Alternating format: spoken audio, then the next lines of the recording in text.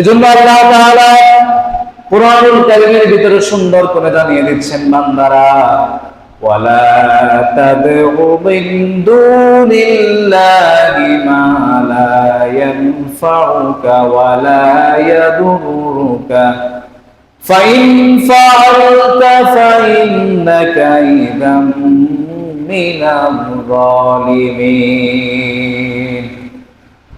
আল্লাহ তাআলা বলেছেন কুরআনুল কারীমের মধ্যে সূরা ইউসুফের 106 নম্বর আয়াতে আল্লাহ তাআলা সুন্দর করে জানিয়ে দিচ্ছেন, বান্দারা ওয়ালা তাদউ মিন দুনিল্লাহ, আল্লাহ তাআলাকে বাদ দিয়ে, আল্লাহকে ছাড়া তোমরা কাউকে কোনোদিন ডাকবে না। বালা ইয়ানফাউকা ওয়ালা ইয়াদুরুকা ফাইন ফাআলতা ফাইন্নাকা ইযাম মিনাল যালিমিন। কেন তুমি আল্লাহ ছাড়া কারো কাছে চাইবা? আল্লাহ বলছেন বালা ইয়ানফাউকা, আল্লাহ ছাড়া কেউ তো তোমার উপকার করতে পারবে না। ওয়ালা ইয়াদুরুকা, আল্লাহ ছাড়া কেউ তোমার কোনো ক্ষতি করতে পারবে, উপকার করতে পারে একমাত্র আল্লাহ, ক্ষতি করতে পারে একমাত্র আল্লাহ। আল্লাহ ছাড়া পৃথিবীতে কেউ নাই যে আপনার ক্ষতি করতে পারে অথবা আপনার উপকার করতে পারে। কেউ যদি এটা আল্লাহ ছাড়া কারো কাছে কাউকে মনে করে সে আমার ক্ষতি করতে পারে, আল্লাহ ছাড়া কেউ আমার উপকার করতে পারে, তাহলে আল্লাহ তাআলা বলেছেন এরকম কাজ যদি করো ইযাম মিনাজ যালিমিন, তুমি হয়ে যাবা জালিমদের অন্তর্ভুক্ত। তুমি জুলুম করেছো, তুমি একজন অত্যাচারী হয়ে যাবে।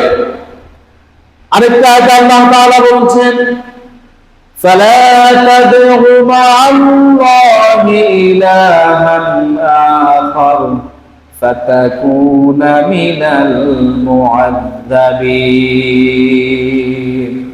আল্লাহ তাআলা বলছেন যদি তোমরা আল্লাহ তাআলার সাথে কাউকে ডাকো ফাতাকুনা মিনাল মুআযযাবিন, তাহলে তোমরা খুব শীঘ্রই শাস্তি প্রাপ্তদের অন্তর্ভুক্ত হয়ে যাবে, যাদেরকে আল্লাহ তাআলা আযাব দিবেন। আযাব যারা পাবে ওই শ্রেণীর অন্তর্ভুক্ত হয়ে যাব আমরা, যদি আমরা আল্লাহ তাআলার সাথে কাউকে ডাকি। এজন্য দোয়া চাওয়া পাওয়া সব হবে আল্লাহর কাছে।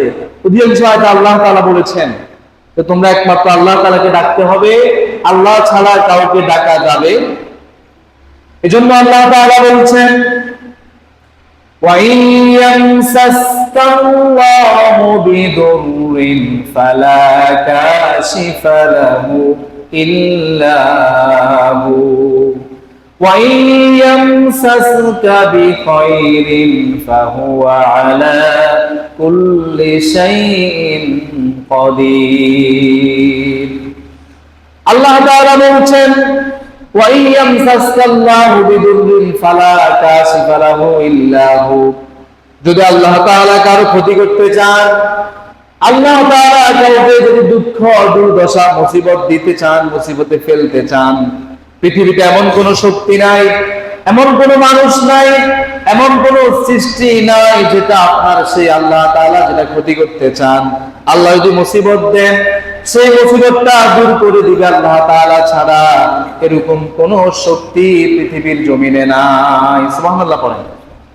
বিপরীত ওয়াইন ইয়ামসাসকা বিখাইরিন ফাহুয়া আলা কুল্লি শাইইন কাদির, আর যদি আল্লাহ তাআলা আপনাদের ভালো কিছু করতে চান, আল্লাহ আপনার কোনো কল্যাণ দিবেন, কোনো নিয়ামত দিবেন, পৃথিবীর এমন কোনো শক্তি নাই, এমন কোনো পরাশক্তি নাই, এমন কোন সৃষ্টি নাই যেটা আপনার সে ভালোটা আটকিয়ে দিবে। ফাইন্নাকা আলা ফাহুয়া আলা কুল্লি শাইইন কাদির, তিনি হচ্ছেন ক্ষমতাবান, সবকিছুর ক্ষমতা একমাত্র তার কাছে। তিনি ভালো করতে চান, পৃথিবীর কে আছে এমন সে আবার আপনার ক্ষতি করে দিবে, সে ভালোটা আটকিয়ে দিবে। আল্লাহ কাউকে কোনো নিয়ামত দিতে চাইলে কেউ সেটা আটকিয়ে রাখতে পারবে না। এই বিশ্বাসটা একজন ইমানদারের ভিতরে ধারণ করতে হবে। আজকে আমাদের চিন্তা ভাবনা হয়ে গেল ভিন্ন।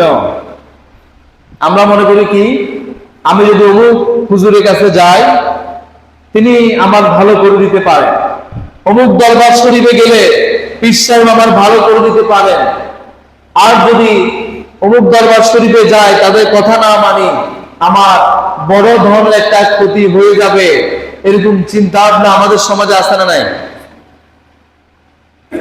ভালো মন্দ সবকিছুর ক্ষমতা পীর সাহেবকে দিয়ে দিয়েছে, ভালো মন্দ সবকিছুর ক্ষমতা বাবাকে দিয়ে দিয়েছে। আল্লাহ তাআলা বলছেন এটা হচ্ছে শিরক। ভালো মন্দ সবকিছু আমি করতে পারি, আমি ছাড়া পৃথিবীর কোন মানুষের ক্ষমতা এমন কি আছে? আপনি যাকে ভালো মন্দের ক্ষমতা মনে করছেন ওই মানুষটা আমার ভালো করতে পারে, ওই মানুষটা আমার ক্ষতি করতে পারে, তো সেই মানুষটাও তো হচ্ছে আল্লাহর বান্দা, তার ভালো মন্দ কে করে? সে ব্যক্তি যদি অসুস্থ হয় এরকম তো সে ক্ষমতা রাখে না তার অসুস্থতা আটকে দিবে। আপনি যাকে ভালো মন্দের মালিক মনে করছেন, তিনি যদি হুজুর যদি খুশি থাকে আমার জীবনে কল্যাণ আসবে, হুজুর যদি মনে কষ্ট নিয়ে নেয় আমার জীবনে কল্যাণ আসবে, এরকম ভ্রান্ত আকীদা বিশ্বাস আপনি লালন করছেন। এবার আপনি বলুন তো দেখি ওই হুজুরের অসুখ হয় কিনা, মুসিবত আসে কিনা? তাহলে হুজুরের মুসিবত গুলো তো আটকাতে পারে না, আপনার মুসিবত গুলো কেমনে আটকাবে? এরকম শিরকি বিভিন্ন আকীদা বিশ্বাস আমাদের ভিতরে ঢুকে আছে। এগুলো হচ্ছে আকীদার বিষয়।